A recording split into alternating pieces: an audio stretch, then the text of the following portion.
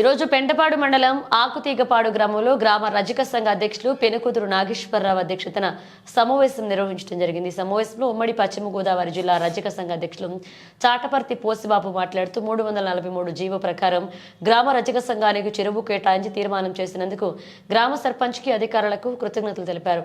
అదేవిధంగా రజకులకు ఎస్సీ జాబితాలో చేర్చే విధంగా గౌరవ ముఖ్యమంత్రి వర్యులు నారా చంద్రబాబు నాయుడు చొరవ తీసుకోవాలని కోరారు. ఈ కార్యక్రమంలో పెనుకుదురు రామదాసు, దాకమూరి సత్యనారాయణ, గంగవరపు అంజమ్మ, కోయ లక్ష్మణరావు, చింతల వెంకటేశ్వరరావు, ఉప్పల మోషేరు, మానకొండ వీరస్వామి, విక్టర్ పాల్ తదితరులు పాల్గొన్నారు.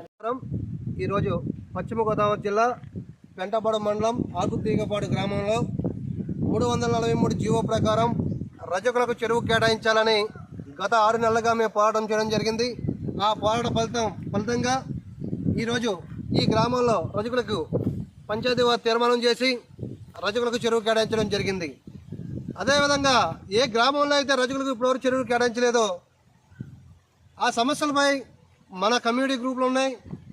మన జిల్లాలో మన మండలాల్లో ఉన్న నాయకుల వద్దకు మీ సమస్యను తీసుకెళ్ళినట్లయితే ఆ సమస్యలపై మేము పోరాటం చేస్తామని తెలియజేస్తూ, అదేవిధంగా రాబోయే రోజుల్లో ఆంధ్రప్రదేశ్ రాష్ట్రం మొత్తం కూడా రజకులను ఎస్సీ జాబితాలో చేర్చాలనే ఒక ఉద్దేశంతో ఆ కార్యక్రమాన్ని ప్రతి జిల్లాలో గ్రామ స్థాయి నుంచి మేము పోరాటం చేయడానికి రూపకల్పన చేస్తూ ఉన్నాం. మా ఏకైక డిమాండ్ రజకులను ఎస్సీ జాబితాలో చేర్చాలి. ఆ ఒక్క డిమాండ్పై ఆంధ్రప్రదేశ్ రాష్ట్రంలో ప్రతి జిల్లాలో, ప్రతి మండలంలో, ప్రతి గ్రామం నుంచి ఈ ఎస్సీ జాబితాలో చేర్చే అంశంపై మేము ఉద్యమం చేస్తామని ప్రభుత్వ అధికారుల దృష్టికి, సీఎం దృష్టికి, చంద్రబాబు నాయుడు గారి దృష్టికి తీసుకెళ్లే విధంగా గ్రామ స్థాయి నుంచి మేము ఉద్యమాలు చేస్తామని తెలియజేస్తూ ప్రతి ఒక్కరికి తెలియజేస్తా ఉన్నాం.